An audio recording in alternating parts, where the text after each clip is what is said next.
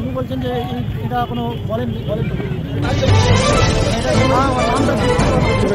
যে সংসদীয় যে ঈসা খান চৌধুরী রয়েছে তার কাছে আমরা জেনে নেওয়ার চেষ্টা করব, আপনাকে এমপি বানিয়ে দেওয়ার পরে তাদের কি সমস্যার কতদূর কি সমাধান হয়েছে? যে রেলওয়ে ক্রসিং আছে, এখানে প্রচন্ড জ্যাম হয় ক্রসিং এ, আমাদের খালতিপুর ক্রসিং এ। এটার জন্য মানুষের অনেক দিনের একটা দাবি ছিল যে ওভারব্রিজ আন্ডারব্রিজ করতে হবে। আমাদের প্রাক্তন সাংসদ লালুবাবু প্রস্তাব দিয়েছে কেন্দ্র সরকারের কাছে, রেলওয়ে ডিপার্টমেন্টের কাছে, সেটা অনেকটা আগিয়েছে, কিন্তু কিছুদিন থেকে আমরা দেখতে পাচ্ছি কি কাজ আগাচ্ছে না কেন। তো আমি সাংসদ হওয়ার পরে আমি রেলওয়ে দফতরের কাছে, রেলওয়ে মন্ত্রীর কাছে নিজে দুবার এই বিষয়টা তুলেছি যে কেন এই গেটটা হয়েছে। ও আমাকে প্রথম বলে হয়তো জমির একটা সমস্যা হতে পারে। তো আমি বললাম দেখুন, আমাকে জবাব দিতে হবে লোকাল মানুষদের, কালিয়াচাক লোকদেরকে আপনি লিখে দেন। তো সেটা আমি পেয়েছি, তারপরে কথা হয়েছে ওদের সঙ্গে। একটা সমস্যা ছিল টাকা, যে অংশ রাজ্য সরকার দিবার কথা ছিল দিতে পারছে না, যে কোনো সমস্যা, যে কোনো কারণ হতে পারে।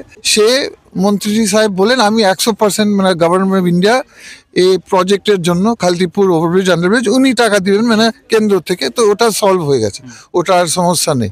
সেকেন্ড প্রবলেম যে আছে এখন বা ছিল সেটা হচ্ছে রুটটা। ওই রুট যে আগে রাজ্য সরকার কেন্দ্র সরকার, রাজ্য সরকার কেন, কারণ রাজ্য সরকারের জমির ব্যাপার আছে। কেন্দ্র সরকার যে রুট দিয়েছেন, যে পাথওয়ে দিয়েছে, ম্যাপ দিয়েছেন, সেটা রাজ্য সরকার যে কোনো কারণ হতে পারে ওই দিতে পারছিল না জমি। তো একটা নতুন রুট এই মাসে, ডিসেম্বর মাসে 25 তারিখ একটা নতুন রুট কেন্দ্র সরকার আবার বা মালদার যে যারা ইনচার্জ আছে এই প্রজেক্টের, ওরা একটা নতুন রুট দিয়েছে। তো খুব আমরা আশাবাদী যে এই রুটটা হয়তো আমাদের রাজ্য সরকার অ্যালাউ করবে।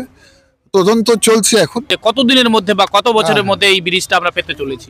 আমি বললাম রাজ্য সরকার এখানে শুধু একটা সই দরকার, কিন্তু রাজ্য সরকার সই দেওয়ার জন্য ওরা একবার তদন্ত করবে, জমি দিকে সব ঠিক আছে, আর জমি ওদের।